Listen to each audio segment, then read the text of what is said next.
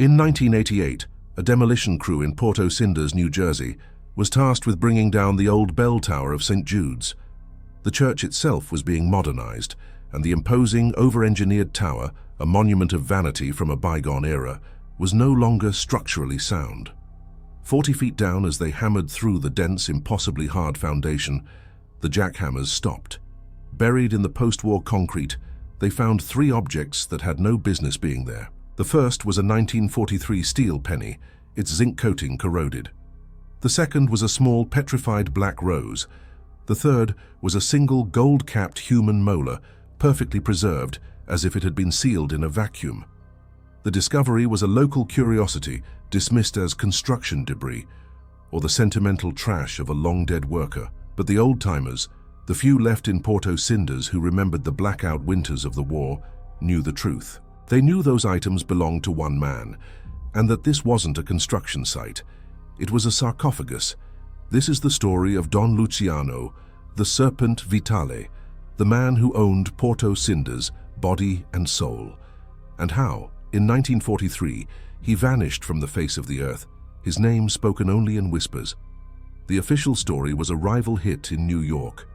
The legend, however, the legend was far more terrifying. How do you make a man like Vitale disappear? How do you bury a Don so deep that even history forgets where to look? And how did a town strangled by his control manage to sleep through the night of his burial, even as he was entombed, feet first, beneath the very ground they walked on? To understand the darkness that held Porto Cinders and the 2 shadows who dared to fight back, we must go back to the beginning. We must go back to the bitter, coal-dusted winter of 1943, when the war overseas felt distant, and the only war that mattered was fought in the alleys and back rooms of Don Vitale's suffocating kingdom. He was holding a meeting at his social club, the Gilded Cage, and he was unhappy. Someone had made a mistake, and in Vitale's world, mistakes were paid for in installments of blood and fear. The Gilded Cage was the serpent's nest, the dead center of Don Vitale's web. From the outside, it was just another brick-faced establishment on a street of identical grime-covered buildings. But inside, the air was different. It was thick, heavy, and smelled of stale cigar smoke, spilled whiskey, and something metallic, like old pennies. The rule in Porto Cinders was simple. You kept your head down, you paid your dues, you didn't see what you weren't supposed to see, and you never, ever spoke the Don's name above a whisper. Vitale cultivated this fear not with loud public displays, but with chilling surgical precision. He sat in his usual booth, a custom-made red leather U-shape, beneath a single, low-hanging light that cast his face in permanent shadow. He was a man of contrasts. His suits were impeccably tailored, his hands manicured, but his eyes were ancient and cold. He was called the Serpent, not because he was loud, but because he was patient. He waited, he watched, and he never struck until he was certain. That night, a local baker named Mr. Fiore was kneeling on the floor. His mistake? He'd been holding back. A few dollars from his protection payment, skimmed to buy his daughter a birthday present. Don Vitale looked at him, not with anger, but with disappointment. He sighed, slowly unwrapping a piece of hard candy. "Mr. Fiore," he said, his voice a gravelly calm. "This town, it is a machine, a family. Every part does its job. If one small insignificant gear decides it doesn't want to turn, the machine breaks." He popped the candy into his mouth. "And I am the mechanic." He nodded once, almost imperceptibly, to his capo, a mountain of a man named Brutus Gallo. Brutus didn't punch Fiore. He simply walked behind the baker, grabbed his right hand and laid it flat on the bar. Then, with the methodical calm of a carpenter, he closed the heavy, solid oak cash drawer on the man's fingers. Fiore's scream was swallowed by the thick walls. Vitale never flinched. He just turned to the back room, a small office where the real engine of his empire was hidden. "Lena, record the payment and the adjustment." In that back room, surrounded by ledgers, sat Lena Vitale, the Don's niece. She was pale, quiet, and wore simple dark dresses. To the men, she was invisible, just the Don's little bookkeeper. But as she heard Fiore's muffled sobs, she didn't look up. She dipped her pen in the inkwell and made 2 entries. One, in the main ledger, showed a partial payment. The other, in a tiny notebook hidden beneath her desk blotter, read, Fiore, Baker, $20 short, 4 fingers. Lena was the daughter of Vitale's younger brother, a man who had tragically disappeared in a boating accident a decade prior, conveniently leaving his share of the family business to Luciano. Lena had been taken in by the Don, a pet to be displayed, a symbol of his generosity. But as she counted his pennies, she also counted his sins, waiting for the day the ledger would finally be full. The Don entered, his shadow falling over her desk. He didn't ask about Fiore. He simply placed a rolled set of blueprints on her blotter. "A new task for our architect," he said, his voice smooth. "I want a monument, something that will reach for God." Lena looked at the blueprints. They were for a new bell tower at St. Jude's. "He will need guidance," the Don said. "You will oversee the books for this project, personally." Lena felt a chill. This was new. He was bringing her closer. She simply nodded. "Yes, uncle." Her heart was a cold, hard stone, and she wondered if this monument, this gesture of false piety, would be the sin that finally tipped the scales. Silas Vane was a man living in a cage of his own making, and Don Vitale held the key. He was not Italian. He was an outsider, an architect of genuine talent who had the misfortune of being noticed by the Serpent. Vitale didn't respect Silas's talent. He owned it, the same way he owned the bakery, the docks, and the police chief. Silas lived in a small third-floor apartment that was perpetually cold, the air smelling of graphite, paper, and the faint, lingering scent of his late wife's rosewater perfume, which he refused to wash from her pillowcase. His walls were covered in sketches, grand libraries, ambitious public parks, soaring bridges, and dozens of charcoal portraits of Isabel. Her face, her hands, her eyes. He was a man obsessed with what he had lost, chained to a present he despised. He was reviewing the blueprints for a new munitions factory, another Vitale contribution to the war effort, when Lena's knock came. It was soft, precise. He opened the door to see her, flanked as always by Brutus Gallo, who filled the doorway like a side of beef. Lena stepped inside, her eyes immediately taking in the room. The cold, the single bulb, the sketches of the woman. She didn't comment. She simply placed the rolled bell tower blueprints on his drafting table. "My uncle's new project," she said, her voice flat, devoid of emotion. "A bell tower for St. Jude's. He wants it taller than the one in his home village, a monument to his piety." Silas felt a hot, acidic rage bubble in his chest. Piety. He unrolled the plans, his hands tight. He remembered with agonizing clarity the final days of Isabel's illness. Pneumonia. A miracle drug called penicillin existed, but it was controlled, rationed, and the hospital's entire black market supply was locked in a safe owned by Don Vitale. Silas had gone to the gilded cage. He had knelt, just as he'd seen Fiore the baker kneel. He begged. He offered his services for free for life. Vitale had looked at him with that same reptilian pity. "God decides who lives, Mr. Vane," the Don had smiled, sipping his espresso. "Prayer is free. I suggest you try it." Isabel died 2 days later, gasping for air in a cold hospital bed, while 3 blocks away a crate of penicillin sat in Vitale's cellar, reserved for his soldiers and his showgirls. Silas looked at the blueprints. He saw the deep foundations required, the sheer weight of the stone, the arrogance of the design. This wasn't a house of God. It was a monument to a monster. "He wants it done by spring," Lena said, her voice pulling him from his dark memory. "The foundation must be poured before the ground freezes solid." Silas just stared at the plans.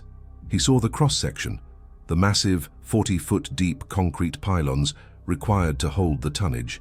He was a builder. He knew how to make things stand. But as he looked at the deep, dark void on the paper, a new, terrible thought began to form. He knew how to make things stand, but he also knew how to make them disappear. He looked up, his eyes meeting Lena's for the first time. He saw nothing, just a cold, blank surface. "It will be a difficult pour," he said, his voice hollow. "It will require precision." Brutus shifted, bored. Lena nodded. The Don expects nothing less. As she turned to leave, Silas was left alone with the plans, the ghost of his wife, and the nascent, horrifying shape of an idea. The alliance wasn't forged in fire, it was whispered in ink. A few days later, Lena returned to Silas's apartment, this time on the pretext of reviewing the initial budget. Brutus Gallo was with her, as always, a silent, menacing shadow. He stood by the door, arms crossed, his presence sucking the air from the room. The tension was palpable. Silas was curt, technical, pointing to material costs, labor estimates. He despised her. In his mind, she was one of them, a Vitale, complicit in the ecosystem of cruelty that had murdered his wife. He saw her as a pampered pet, counting the blood money. Lena, in turn, worked with a cold robotic efficiency.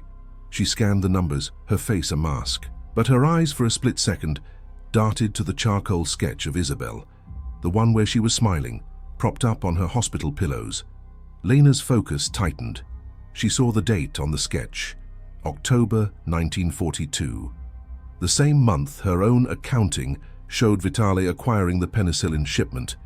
She kept her composure, but her mind was racing. She saw the identical, hollowed-out look in Silas's eyes. It was the same look she saw in the mirror every morning. It was the look of the survivor, the one left behind by the serpent's venom. She had to know. Brutus was watching them, his gaze heavy and suspicious. Lena needed a distraction. She picked up the heavy bottle of black drafting ink from Silas's table. "This," she said, "seems expensive for wartime." As she said it, her hand slipped. The bottle tipped, a black wave of ink flooding across the budget sheets and, most importantly, onto the sleeve of Brutus's overcoat. He roared, a sound of pure frustration, stepping away from the door to furiously wipe at the stain. "Clumsy Patana," he snarled. It was all she needed. In that 2-second window, as Brutus was turned, she leaned close to Silas. Her voice was barely a breath, a whisper that cut through the silence. "He controlled the penicillin for my father too," she whispered, her eyes locked on his. "Right before the boating accident." Silas froze. The blood drained from his face. The hate he felt for her evaporated, replaced by a shocking, terrifying recognition. She wasn't a pet. She was a prisoner. Just like him. Brutus turned back, muttering curses, the ink stain spreading. "We are finished here," Lena said, her voice returning to its flat, professional tone. She gathered the ruined papers. "I will return tomorrow for the new copies." She walked to the door, Brutus following her like a trained bear. But as she stepped into the hallway, she paused, her back to Silas. She didn't turn around. "My uncle has routines," she whispered, so low it was almost lost to the wind rattling the window. "Superstitions, the night of the full moon. He always visits a new site, to bless the ground." She glanced at the bell tower blueprints. Alone. She was gone. Silas stood in his cold room, the smell of ink mixing with the faint scent of roses. An alliance had been sealed, and the foundation for a murder had just been laid. The plan was not just to kill a man. You couldn't just kill Luciano Vitale. His death would create a vacuum, and Brutus Gallo, or worse, a rival Don from New York, would step in, and the cycle of violence would continue. No. The plan was to erase him, to make him vanish so completely that the mystery of his disappearance would be the only thing left. The plan was Lena's, but the execution, the engineering of it, was Silas's. He threw himself into the work, the bell tower blueprints becoming his obsession. He was no longer just an architect, he was a creator of a perfect, inescapable void.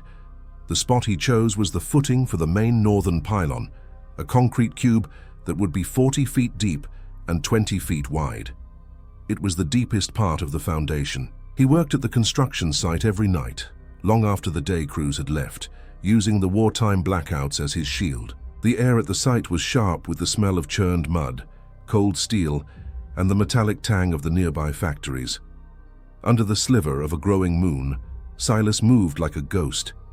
He bribed the night watchman, an old half-drunk man named Marco, with bottles of brandy. While Marco dozed in his shack, Silas descended into the massive, rebar-filled pit. He was building a false bottom. Using scavenged plywood and reinforced bracing, he constructed a platform about 10 feet above the true bottom of the pylon excavation. This platform was meticulously designed. It was strong enough to look solid, strong enough to hold the weight of one man, but it was engineered to fail. He disguised the wooden supports to look like the standard concrete forms, rubbing them with dirt and motor oil. Above this trap, the rebar cage rose like the ribs of a dead giant. It was a labyrinth of steel and shadows, and Silas was its master. He felt a cold, exhilarating sense input, but this wasn't enough. He couldn't just hope the Don would fall. He needed a trigger. He spent 2 nights rigging a simple but brilliant mechanism. He identified the key structural support for his false platform and sawed almost all the way through it, leaving just enough wood to hold. Then he attached a high-tension steel wire, thin as a piano string, to the compromised support. He ran this wire up the side of the rebar, through a series of greased pulley wheels hidden within the steel lattice, and across the entire construction site to a pile of burlap sacks and timber, a perfect blind. From there, a single sharp pull would snap the support and send the platform and anyone on it plummeting into the darkness below. It was a monstrous, perfect piece of engineering.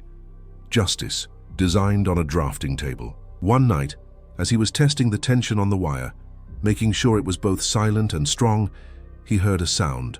A boot slipping in the mud, just yards behind him. He froze, his hand still on the wire. A flashlight beam blinded him. "Working late, architect." The voice was deep, gravelly, and full of suspicion. It was Brutus Gallo. Silas's heart hammered against his ribs, but his face remained a mask of weary professionalism. He slowly let go of the wire, letting it vanish into the shadows of the rebar. "Gallo," he nodded, shielding his eyes from the flashlight. "Just checking the forms. The Don wants perfection. The frost, it can warp the wood. A structure this heavy, the foundation must be flawless." Brutus grunted. The beam of his flashlight moved from Silas's face and panned down into the blackness of the 40-foot pit. It illuminated the complex web of rebar and the plywood platform Silas had built. Brutus wasn't smart, not like Lena, but he was an animal of instinct. He sensed when something was off. "Looks flimsy," he said, kicking a clod of frozen mud toward the edge. "It's a French drain," Silas said instantly, the lie coming smooth and fast. He pointed to the gaps he'd intentionally left in the platform. "For water displacement, an acoustic baffle, the aggregate density. It resonates. Don Vitale hates unwanted noise. This design dampens the bell's vibration before it hits the earth. It's a new technique." He was drowning the capo in technical jargon, and it worked. Brutus just scowled, confused and annoyed. "Just make sure it holds the concrete, architect. The Don's paying a fortune for this baffle." He clicked off his flashlight, leaving them in the dim moonlight. "He'll be pleased." While Silas built the trap, Lena wove the alibi. Her job was to control the narrative after the disappearance. The entire organization, the entire town had to believe Vitale was hit by rivals. She needed to create a ghost. Working in her small, cold office, she began to fabricate an entire separate ledger, a book of shadows. In this new ledger, she invented debts, massive unrecorded payments to a dummy corporation she'd created, a shell named Atlantic Imports. Then, she began to subtly, expertly, sow the seeds of paranoia. She accidentally left a shipping manifest from Atlantic Imports on Brutus's desk, one that listed medical supplies, the code for black market narcotics. She knew Brutus would recognize the name as one not on their approved list. She then started a whisper. A rumor passed from a barman to a soldier that a rival New York family, the Tattaglias, were sniffing around Porto Cinders, looking to move in. Her plan was working. The gilded cage, once a place of confident, quiet menace, became thick with paranoia. Brutus, believing he'd discovered a rogue operation, presented the manifest to Vitale. The Don's rage was not loud. It was freezing. He was being betrayed. He was being stolen from. He was being made a fool of, and he was convinced there was a rat in his organization. He tore his own house apart looking for it. The Serpent, thanks to Lena's puppet mastering, was beginning to eat its own tail. The trap was set. The alibi was built. All they had to do was wait for the full moon. But Lena had miscalculated one thing: the sheer, unpredictable depth of her uncle's sadism. Vitale, consumed by the hunt for the non-existent traitor, grabbed the first, most convenient scapegoat he could find. a young soldier named Paolo, the one who had been on duty the night the manifest was delivered. Paolo had nothing to do with it. He was innocent. It didn't matter. Vitale, in a fit of calculated rage, declared he'd found the rat. He needed to make an example. The terror that gripped Porto Cinders in the following days was suffocating. The air itself felt thin, as if the entire town was holding its breath. Don Vitale's rat hunt had reached a fever pitch.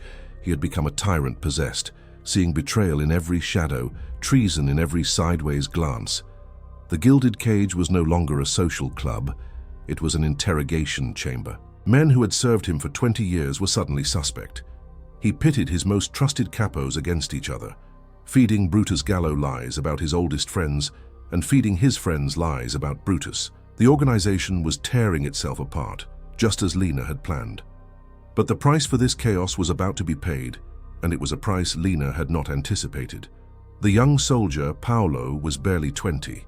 He had a wife and a new baby. He was dragged from his apartment in the middle of the night.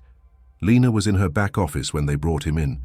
She heard the scrape of the chair in the cellar, the one reserved for special conversations. She heard the Don's low, cold voice, not yelling but questioning.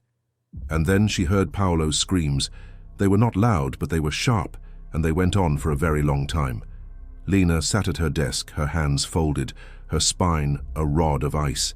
She felt nothing. She had walled off that part of herself, the part that felt, the part that was human.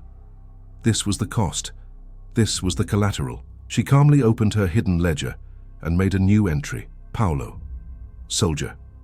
Innocent. Silenced for a fabricated debt. One more sin.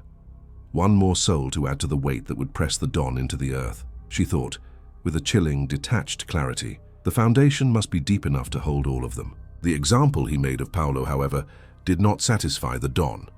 It only inflamed his paranoia. He was convinced the rat was part of a larger conspiracy.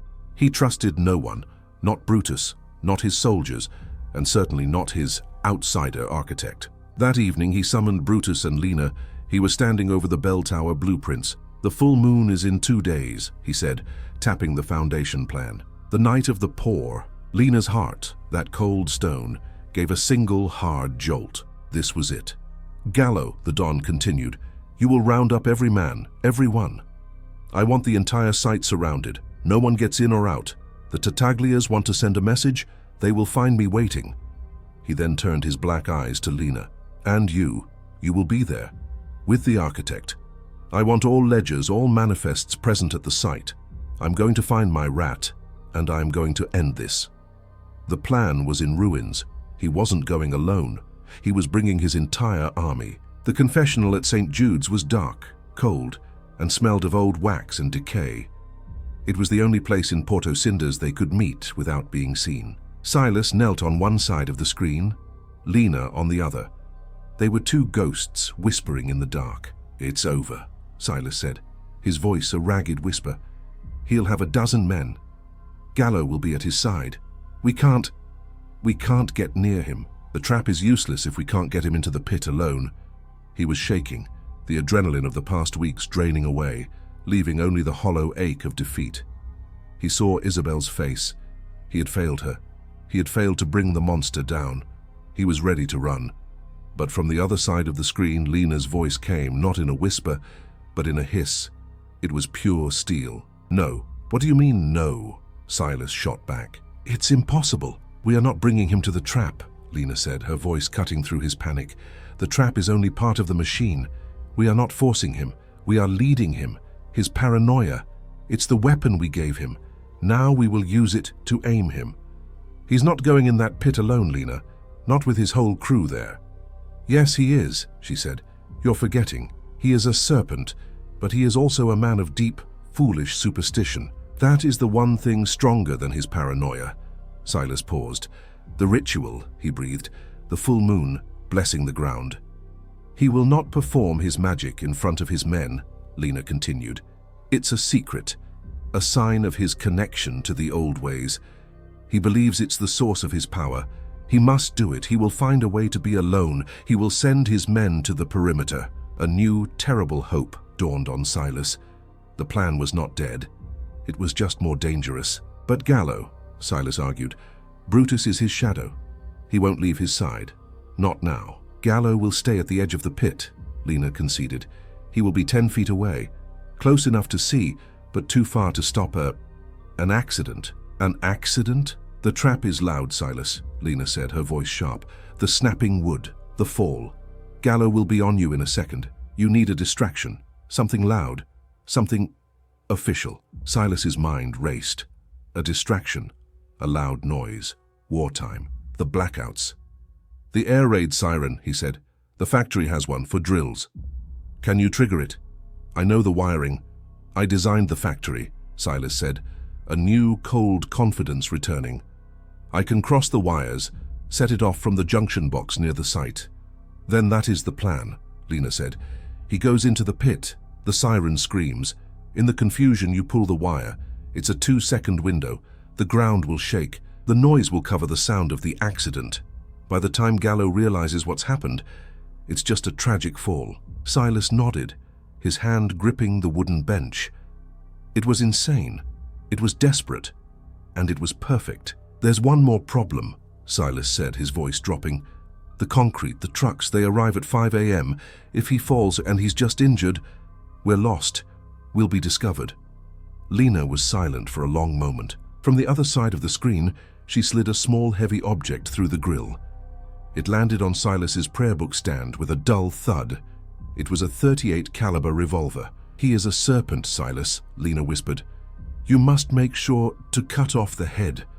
The concrete will do the rest. Silas looked at the gun. He was an architect, a builder. He was not a killer. He let your wife die. Lena's voice cut into his thoughts, cold and sharp. He murdered my father.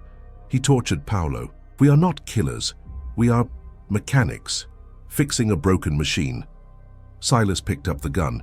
It was cold and heavy as a foundation stone. The concrete, he said, his voice hollow. It arrives at 5 a.m. The night of the full moon was bitingly cold. A hard frost had silvered the churned mud of the construction site, making the ground crackle underfoot. The wartime blackout was total, plunging Porto Cinders into an oppressive, inky blackness, broken only by the sharp, brilliant light of the moon. It was perfect.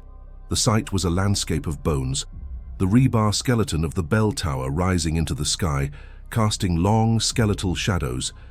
Silas was already there, hidden in his blind, a pile of timber and burlap sacks just yards from the air raid siren's junction box.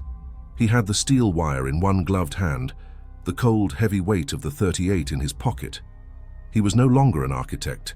He was a spider, waiting in the center of his web. He had disabled the night watchman, Marco, not with brandy this time, but with a sharp chop to the back of the neck.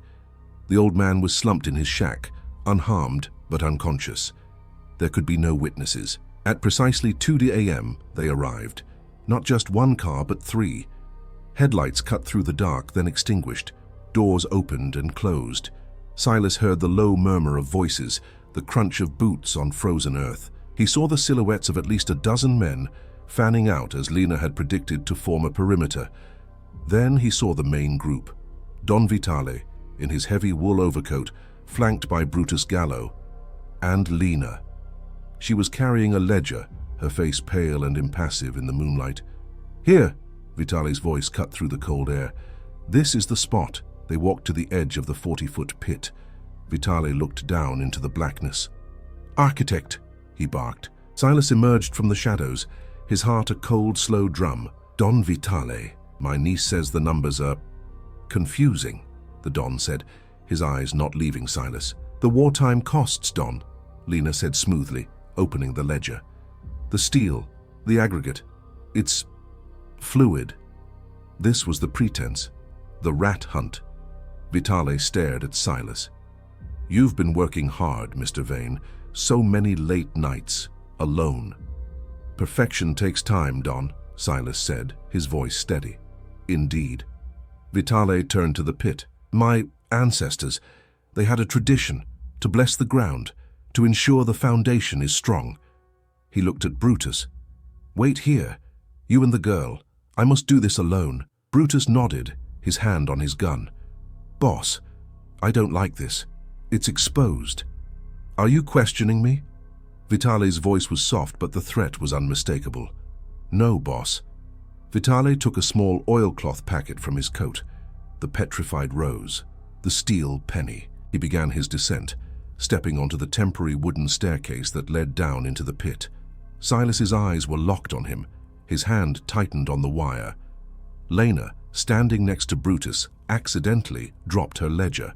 Papers scattered at Brutus's feet. "Idiot!" he snarled. Bending to help her, his attention diverted for a critical second. Vitale was halfway down. He stopped. He sniffed the air. He turned, looking up at Silas. "It's strange, mister." "Vane," he said, his voice echoing from the pit. "You smell of brandy, like our old sleepy watchman, Marco." He had seen the shack on his way in. He knew. The moment froze. The air crackled. The Don's black eyes, even from 20 feet below, locked onto Silas. He knew. He didn't know what he knew, but he knew this was a lie. The watchman, the architect, the numbers, the girl. It was all connected. "You—" He began to snarl, his hand slipping inside his overcoat. He was reaching for his own weapon. Silas didn't wait. He didn't think. He pulled the wire. Simultaneously, he took the .38 from his pocket. He had no time for the siren. This was the only window. The high-tension wire went taut, and with a sound like a giant's knuckle cracking, the main support beam for the wooden staircase snapped. Vitale's eyes widened in shock.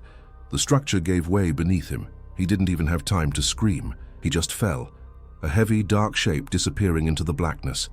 A single, wild gunshot echoed from the pit as he fell, his gun discharging.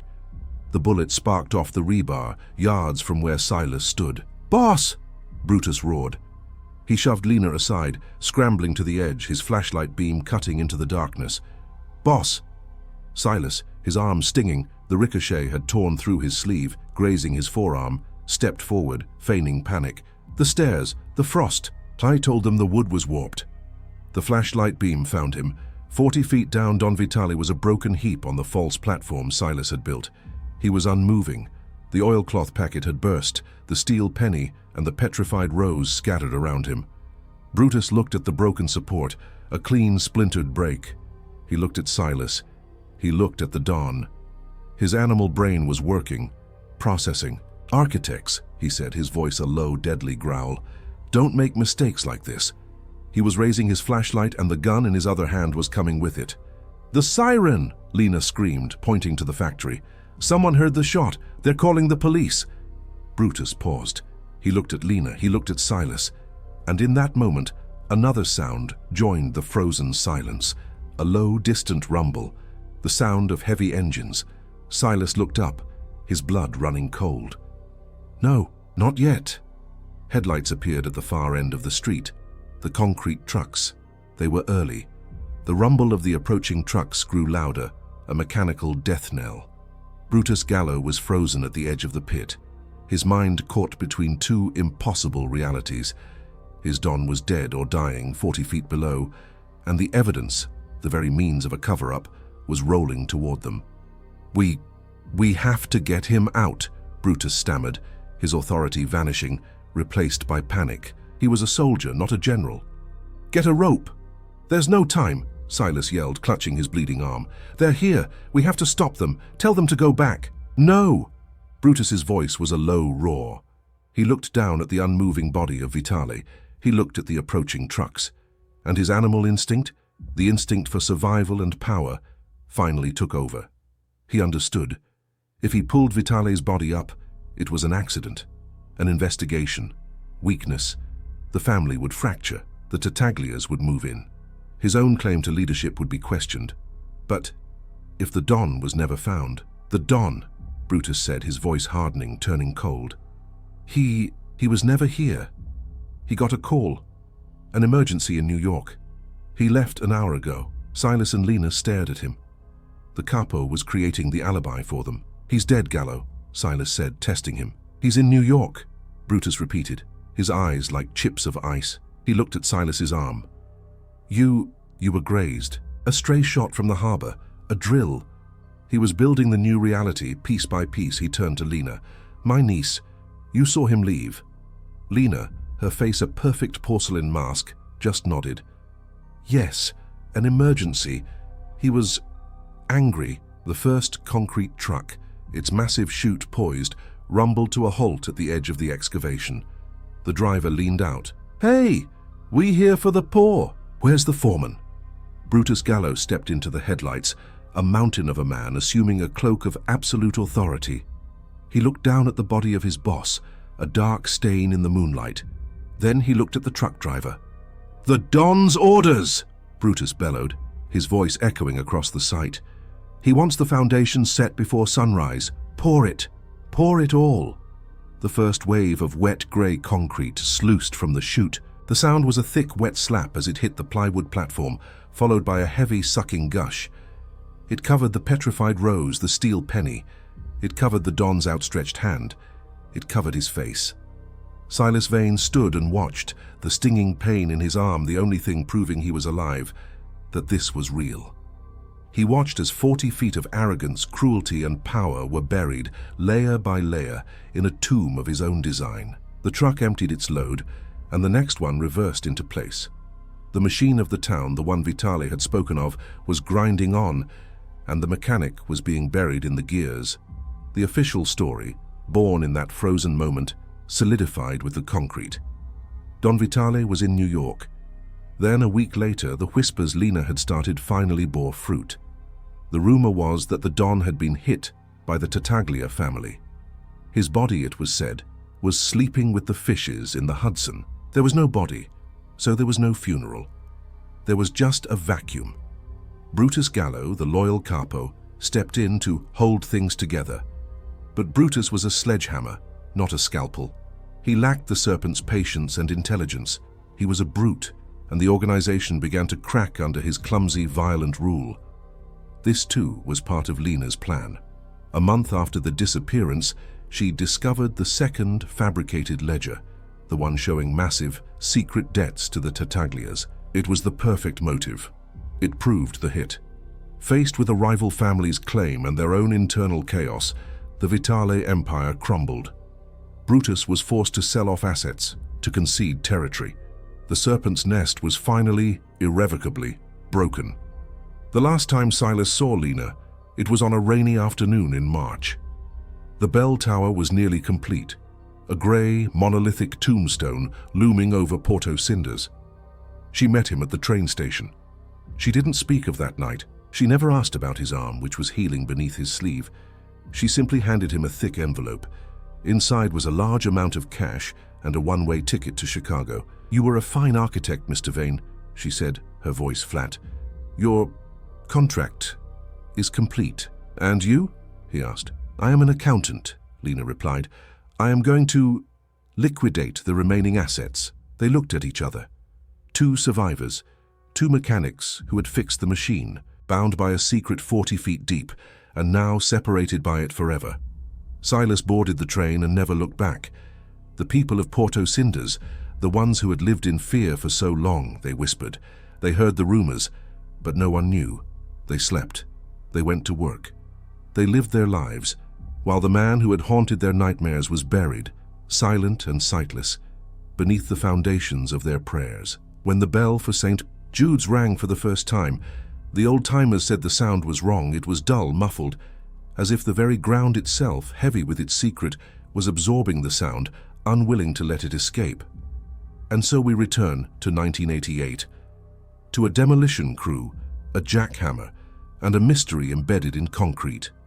The official explanation for the 1943 steel penny, the petrified rose, and the gold-capped human tooth was construction debris, a worker's lost trinkets. The tooth, they reasoned, must have fallen from a worker's mouth. The items were bagged as a curiosity and forgotten, the rest of the foundation pulverized and hauled away as rubble. The body of Luciano Vitale was never found. It was, like the man himself, erased. But the legend was proven true. The whispers of the old-timers, the story of the Don who was buried in his own monument, it was all real. Lena Vitale, the quiet bookkeeper, vanished after the empire was sold. It's believed she liquidated a vast, untraceable fortune into her own accounts and disappeared, perhaps to Europe or a new life under a new name, finally free. Silas Vane, the grieving architect, moved to the Midwest. He became one of Chicago's most respected designers in the 1950s and 60s, famous for his soaring, light-filled atriums and elegant bridges. His past, and the one terrible, perfect structure he designed in New Jersey, was buried deeper than any foundation. The town of Porto Cinders eventually recovered. The factories closed, the grime washed away, and it became just another suburb. But the story remains. It's a testament to the fact that even the most powerful, most terrifying monsters can be brought down. Not always by armies or by law, but by the ones who live in the shadows, the invisible ones, the ones who count the pennies and the sins, the ones who know how to build a cage and how to pour the concrete. The story of Don Vitale is a chilling reminder that our history is not just written in books. Sometimes it's buried right beneath our feet, waiting for the jackhammers to find it. And it leaves one haunting final question. How many other towns are built on a similar silent foundation? And what happens when the next demolition crew starts to dig?